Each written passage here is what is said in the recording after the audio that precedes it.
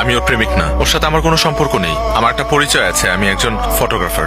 গত 3 দিন আগে ওর সাথে একটা ঘটনা ঘটেছে, খুব বাজে। সেটা হলো যে ও একজনকে ভালোবাসতো এবং সে ভালোবাসার মানুষের জন্য আসলে পালিয়ে গিয়েছে, কিন্তু দুর্ভাগ্যবশত ওর ভালোবাসার মানুষটি ওর সাথে অন্যায় করেছে, ওকে ছেড়ে চলে গেছে।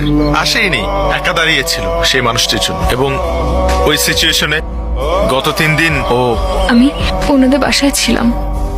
ওনার বাবা মা আমাকে নিজের মেয়ের মতো করে রেখেছিলেন। আমার ওই সময়টার মধ্যে ফুল সাপোর্ট দিয়েছিলেন ওনারা। শুধু একটা রিকোয়েস্ট আপনাদের 4 জনের কাছে, ওকে না ওই আগের কথাটা মনে করিয়ে দিবেন না, ওকে কিছু বলবেন না, কারণ ও আবার আপসেট হয়ে যাবে। থ্যাঙ্কস ব্রাদার, তুমি আমার ফ্যামিলির জন্য যে কাজটা করেছো সেটার জন্য আমার ফ্যামিলি সারা জীবন তোমার কাছে কৃতজ্ঞ থাকবে। গত 3টা দিন আমাদের ফ্যামিলির উপর দিয়ে কি গেছে সেটা আমরা ছাড়া কেউ জানে না।